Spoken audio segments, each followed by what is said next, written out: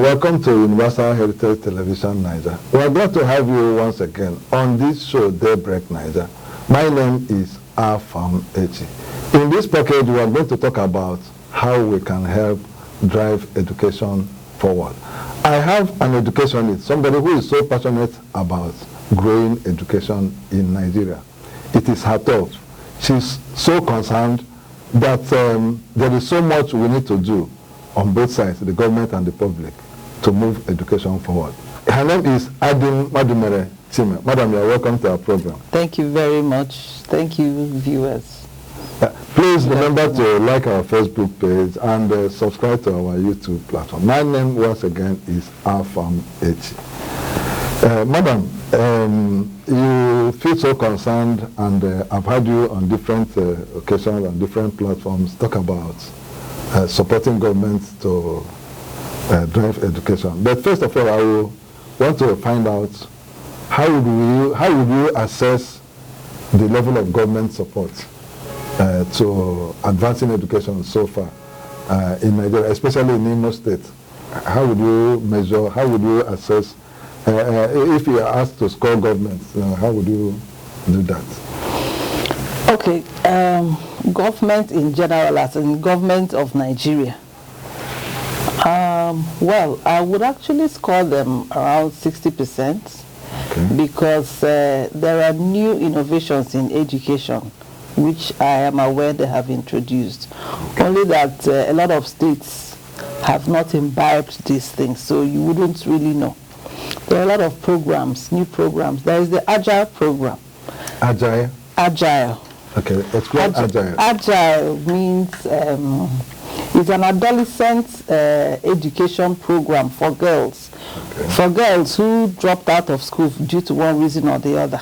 Okay. So it's the federal government and World Bank. They have an understanding and have a grant towards that, putting these girls back in school and providing for their needs so that they can actually get this education. There is another one, accelerated basic education program, which is also for adults who were not opportune to go to school. Okay. So they now have an accelerated program. Is it what you call adult education? No, this is different from adult education. This one is for children who have been young adolescents who are between the ages of let's say between 10 to 18 years, okay, but they didn't have an opportunity to go to attend basic school. Okay. So and you've seen that they are also kind of from 18, 20, they are also above basic education. So they have an accelerated program that will enable them go to school for 2 years and then take junior WAEC, something like that. Yeah. Then they are also trained to now, they can now advance and take the WAEC, that sort of a thing. Yeah. And there is the Smart School program. Smart School program, okay, which also from the federal government. Mm-hmm. And okay, there is the Nigerian Learning Passport, which is an app developed for teachers, parents, and learners. It has the school curriculum from basic education, from primary 1 to senior secondary. If you have your Airtel line, it is free of data. You don't need to buy data. Yes, when you log in, do your registrations, you can always also learn online. Parents can also have access to know how to coach their children. Teachers can have access and know the curriculum, know the subject, and how to plan their lesson note and all that. Really? So yes, there are things like that. And there is there's a program that's a central, unified, unified lesson notes, okay, something like that. That's every child in a particular, maybe let's say a particular state, if that state is keyed into this unified lesson note structure, what a child in town here is learning, yeah, the method, the teaching method, okay, the teaching lesson notes, is the content of that lesson is what a child in the remotest part of the village is learning, because every teacher clicks into that subject and it's the same lesson notes. It's the same lesson plan. So, but the issue with all these policies is sustainability. Okay, good. Sustainability, and that is where funding now comes in. Okay. Because, yes, you bring a new package, you have to train the existing teachers and then equip them to use these facilities. When the training is not there, the equipments are not there because the funding is not there, it becomes a big challenge. And it now looks as if government is not doing anything. I'm not holding brief for government, but I am here advocating that education is so huge and globally it is fast changing, evolving, that for me, I believe government is overwhelmed. The number of schools we had back in the days, 10, 20 years ago, has increased. The dynamics have also changed. The digitalization in education is revolving so much, so fast. And all these things need funding. Globally, the economy is not as it used to be. So even here in Nigeria, we still have not even gotten up to half the world UNESCO standard for education budgeting. So that is where there's a problem. Let me help you at that point. There are interesting issues you have raised. First, let me take you back to these programs you rolled out. The Agile, the NLP, and the Unified Curriculum or whatever it is. Yeah, these are very good, wonderful programs from government. But I can tell you, maybe it could be as a result of what you just identified. These programs are so unpopular.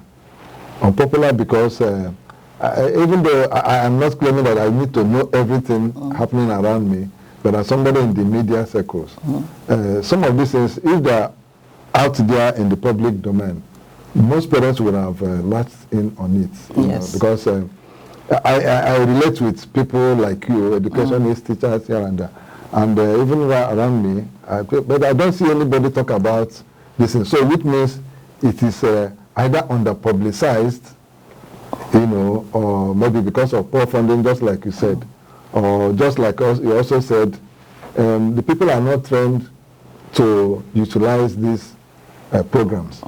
Okay, so that is one.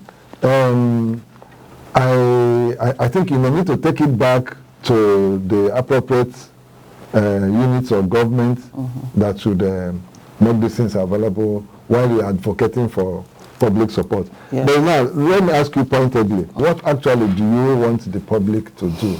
Okay. You are talking about government is being overwhelmed, which means they need help.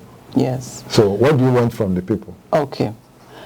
First, I would like to explain that from my own understanding, when it comes to basic schools, primary, secondary schools, it is actually in two different grades. There is community school and there is government school. Community schools are built by communities, for their community, for their children in the community. Government intervenes and supports them with facilities, including staffing, teachers, and they pay for them the much that they can.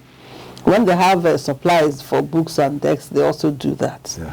But now, the narrative, what we see on reality, we see on ground is that communities have abandoned the whole responsibility to government. Even the one they are supposed to undertake. Even the ones they are supposed to undertake. Now, if you built a school as a community, why wait for the whole of the roof of that school to fall apart, or all the doors and windows broken or falling apart, before you begin to think of repairing it?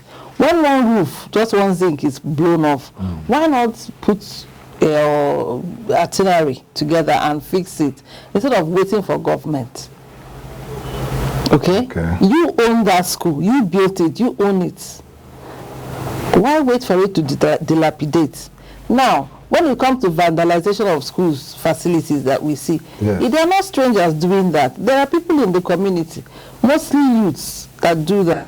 They go to schools, they use the classrooms to do all manner, all sorts. They play ball in the school field and they break facilities, louvers and all that. Okay? Why? Because there's no sense of ownership. They believe it is government property. I'm advocating for a sense of ownership when it comes to facilities in our domain. For crying out loud, these are our children. They are not necessarily government children. They are our future. People that we believe that we are training to be doctors, engineers, and all that to take care of us tomorrow. So we should actually think of their future and giving them the best. Now, that is as it goes for community. Still on the community level, we have, I am not exempting governments from their responsibility, no. But most times, all the time, we should actually be calling out to government for their responsibilities. We should be whistleblowers when we know that certain funds have been allocated for certain things and they're not being done. Okay. Yes, we have corrupt politicians and all that, but when you keep quiet, they will keep multiplying their evil. They don't want to be exposed. So if you have the boldness to bring them up, they will try and they retrace themselves. I believe that. You have House of Assembly members, you have House of Rep, senators and all that. From time to time, most of them call for town hall meetings. What do you prioritize as a community when they come there? Do you advocate for bags of rice, share the money, stomach infrastructure? And forget about the future of your children. Forget about your basic amenities, your school, especially, that holds the future of your community and your children. What do you prioritize? From some of them that might say that their reps don't do town hall meetings, it's your responsibility to call them to order. Not waiting for when the election is coming up and you collect peanuts from them for the next 4 years. It's not. It's time for you to wake up to your responsibility and hold them accountable. Okay? Not just that. There are communities that have corporate entities existing in their land. They are tenants. Hold them accountable. They have corporate social responsibilities towards you. But you find out that most times, when you keep talking about corruption, government politicians, even us in the communities, most times traditional rulers or even PGs and all those town union executives, when they go to these corporate entities, they just collect whatever it is for the community and direct it to their own personal use or their own selfish interests. It's not supposed to be that way. Then we have alma mater, we have alumni associations, people who have actually graduated and benefited from these schools. What are they doing? It's time to get yourselves together, okay, and do something. While we are still calling on government and holding government accountable to what they should do, why wait? Most of these government people and politicians we are calling, their children are not here. They're not in the country. They're not suffering what these children are suffering in dilapidated schools. It is our own children. So why do we turn a blind eye? Okay, madam, you see, you make a lot of sense here. And what you are saying is not far from the reality.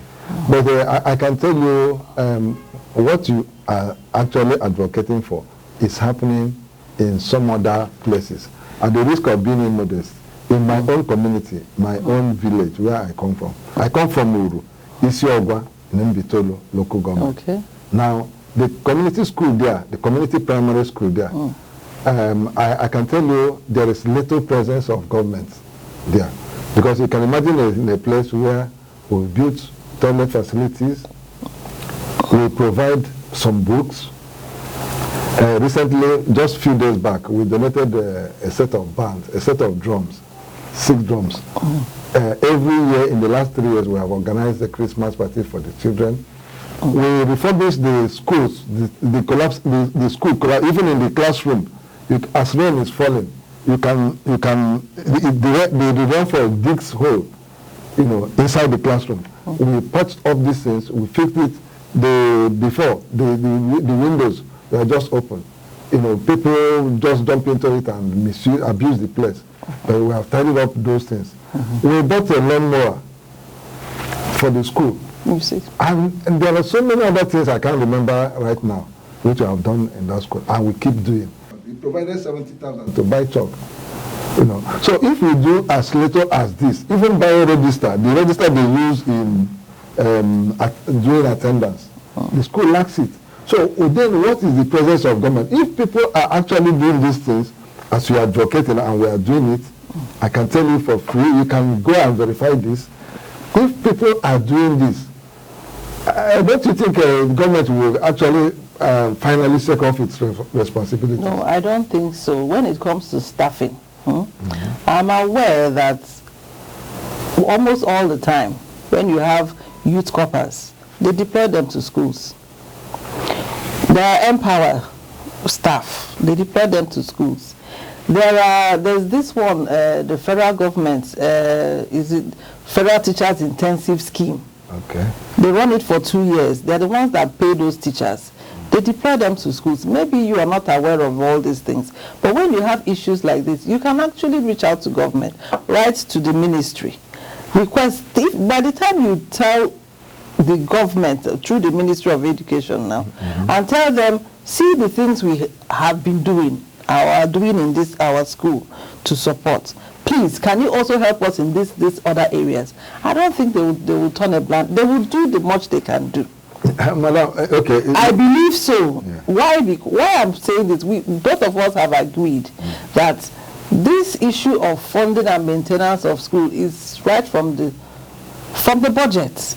Okay. It's right from that's where the main problem comes. The funding, it's not up to a quarter of what it should be. Yeah, it doesn't even at the federal government level. It's not even what it should be from federal down to states. The UN standards. It is not even what it should. It's nowhere near what it should. And even when these monies are budgeted, you find them in the budgetary allocation. Are they actually being released? Are they being applied for by the implementers? Do they know what is in the budget? Are they applying for it?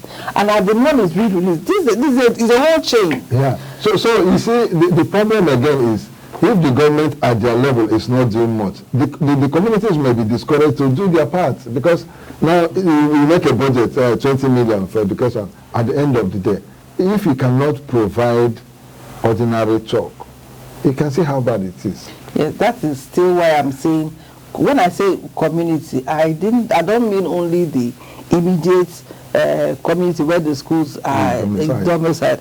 There are NGOs, there are civil society organizations who are watchdogs. They should also monitor these things and put up a clarion call towards this salvaging of education. For crying out loud, if we leave our education sector to completely die off, it's already dying, to completely die off, honestly, we are going to regret it so much.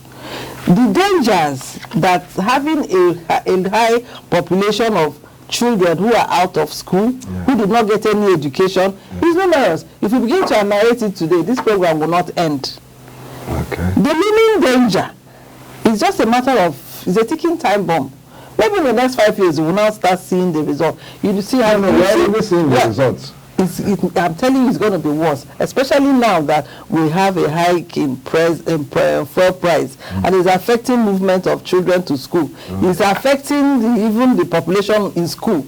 We're going to have more as we speak. We are going to triple the number of out-of-school children, and leave them to what? Whose faith? Are we leaving them maybe for Boko Haram to adopt them as trainees or what? Let us begin to look in this direction. That is that's where I'm coming from. Community intervention, corporate social responsibility. People get to play it.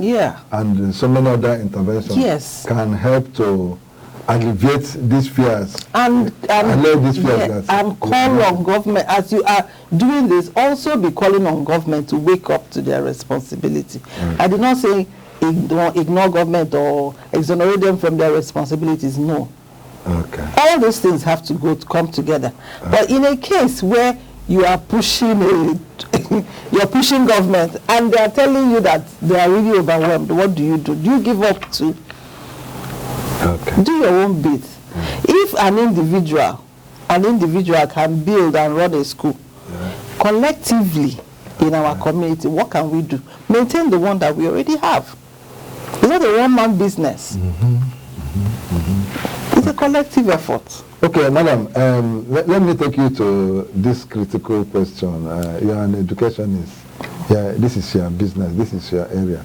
You know, people talk about standard of education falling. You know, where do you pitch your tent? Is education actually experiencing a falling standard, or you think otherwise? You know, so I think this is a rhetorical question. The realities of ground answers your question. when you have someone that claims to be, there's something on social media I just saw today. Okay, well, share with me. Someone, a girl, she posted on her status a matriculation picture and all that, and all the sentences and the grammar and everything she was marshalling out there were all wrong. And this is someone that claims to have gone through 6 years of primary school, 6 years of secondary school. So what do you have to say to that? We are producing graduates who can't read and write, who can't even write their names correctly. It's terrible. I have confronted the university lecturers and over the quality of the outputs coming from the university. You know what they usually tell me? Is that the raw materials are too poor to work on. So it is the raw material that is given to them that they work on. And at the end, so the foundation is very poor, terrible, and they keep moving on. And when they get to the they see, to graduate somebody, you give him a degree, and yes, they are not far from the truth. And when it comes to that, I will not completely leave the blame to teachers or the school environment. I will want to shift the blame to parents. Yes, why? These days, parents do not agree that their children should repeat a class they did not do well in. Really? Yes. Run your investigations. Now, instead, they will move that child to another school or to a private school. And when this is more rampant in private schools, their sole ambition is to make money. So instead of losing this child because the parent does not want her to repeat or him to repeat, they just carry and go like that. So in other words, it's like children don't fail in private schools. Yes, they don't fail. In quotes. In reality. Yes. Even in some state schools, I wouldn't even just say only private. Parents are the cause of this one. And because they're in a hurry to push their children to the next class and to the next class. You see a child entering secondary school at the age of 10 or even 9. For what? Okay. Even the mental state of the child is not even, is a challenge competing in that grade that they're pushing that child. Yeah, I may have to talk about this issue now because yes, the recent no, not that, because it's like you are faulting me. My child went to school at 9 years, primary 4, Federal Government College, Enugu. Now I didn't at the point he qualified to go to my uncle. One of them was saying no. He's a medical doctor. He said we are pulling the child. We should allow him. I have another uncle. He's a politician. He has a very strong influence, on us in the family. The question he asked me, did you write the entrance for the exam? I said, for the child? I said, no, how come? He said, okay, if this is the performance of the child at primary 4, a 9-year-old child, he said, allow him, let him go to school. Primary 4? From primary 4. Yes, the records are there. I can show you if you want. From primary 4, he went to secondary school, Federal Government College, Enugu. How was he coping in the boarding house? That was where there was a problem. You see? Because after the first term, he lost everything he went to school with, and we had to repurchase some of those things. But in terms of performance, academic performance, it wasn't bad. Growth and development, they have to go together. And then the academic balance also. Education is, they know what they will do when they tell you, at this age, this child should be in this class. And at this age, they should be in, yes, they are gifted children. There's no exception. There's no ruling out of that. But then, the psychological development of that child. I had a friend who pushed the child like that. And this child went to youth service at the age of, was it 20 or 21?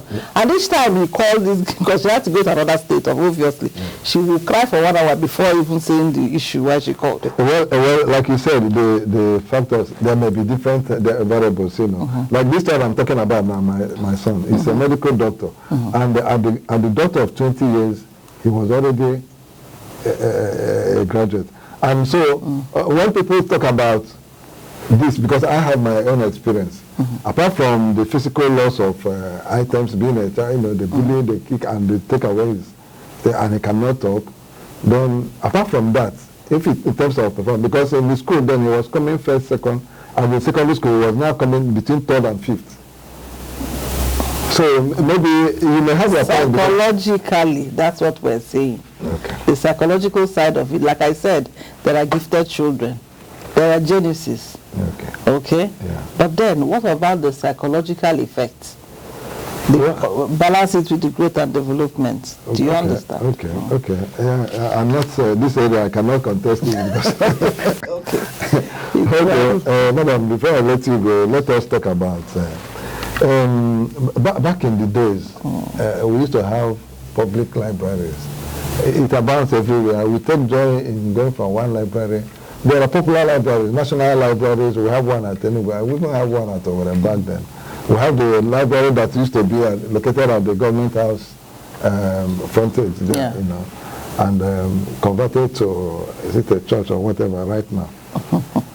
We no longer see libraries, you know. In fact, people talk about, oh, those things are old-fashioned, you know, what people are talking about, virtual library and all that. So we don't have physical libraries to access. We don't have the virtual libraries anywhere except the one you create yourself.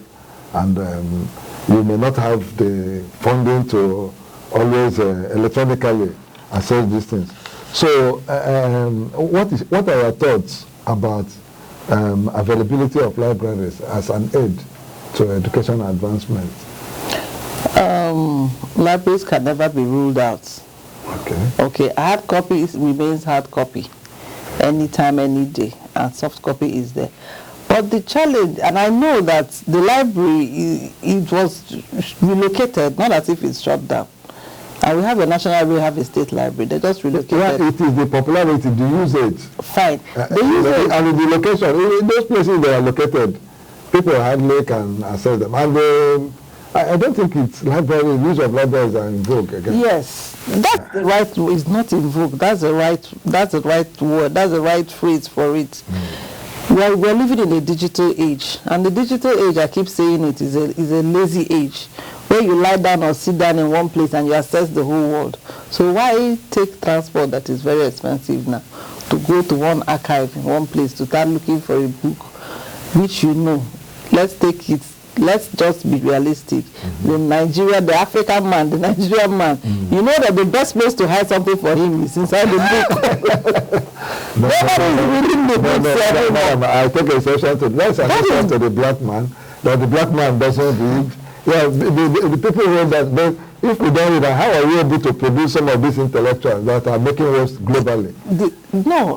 I'm not condemning them. I'm talking about this current generation. Okay. So we said what is in vogue now. Yes. In your own time, you probably were a bookworm. But these days, I'm telling you, if you want a child to study, make it virtual. That's why digital learning, e-learning, is what is in vogue, and that's what they are tending to. A child is children are glued to their phone. That if you want to punish a child and let him feel it, just remove his phone or her phone. They prefer to be flogged, safe. Yeah. So that's where the attraction is. And you know, when in education, we will tell you that learning cannot take place without the interest of the learner in a conducive environment. Okay. So if you are telling the child to go to a physical library, when he's aware and has access to a digital library, the interest is there, learning cannot take place. Okay. The interest is not there, rather. Yeah, okay. Well, yes, there is no need that we are in a digital age, and we have to keep up with the trend. Yeah, but again, do we also look at environmental factors? You know, like availability of power, like those in the rural, the folks in the rural areas, how do they access these facilities? Thank God to solar power now. Okay. It's accessible. It's still not accessible to the communities. It's still not accessible. It's still a huge challenge. So this is where we are talking about government coming in, because government has the big purse. You know, some of these things individuals cannot do it. We have talked about this and said we are not We are not taking government responsibility away from them. Neither are we encouraging them to shy away from them. But when we are talking about support, assisting government to do these things for our own good. Okay. Okay, so Madam, I think this is where we wrap it up, and I want to thank you for coming to this program. Thank you so much. And I want to ask too that maybe we may need to bring you back again to discuss other aspects of education that are not covered here. Yes. I hope you will be available when we... I will be. There is a song, an Igbo song, yes, that is very popular, and it's an advice I would like to leave every one of us with. Okay. Obodo mama omara munagi, obodo ajonjo ojoro munagi, Alimo State mama omara munagi, onye ọbụla tinye aka ka edozi obodo anyị, ka ebiri n'udo. That's just the message. Okay. For those who may not understand the vernacular, Madam, in her song, what she's saying is that if the society gets better, it's for everybody, for you and me. Everybody should join hand in helping to grow and develop our society, because that will also be in the interest and benefit of all concerned, all and sundry. On that note, we'll wrap it up, and in summary, Madam is saying that government is overwhelmed and needs help. He's asking that the communities should come alive to their responsibilities and join hand in developing, in growing the schools they have built. And he made us understand that politicians who engage the community should not just focus on talking about things that are not relevant, that education is key. They should discuss education. And he made us also understand that learning cannot take place where there is no interest of the learner. So the enabling environment should be created for the learners to enjoy what they are doing. My name is Afam H. Please continue to stick with Universal Heritage Television Niger. Thank you for watching.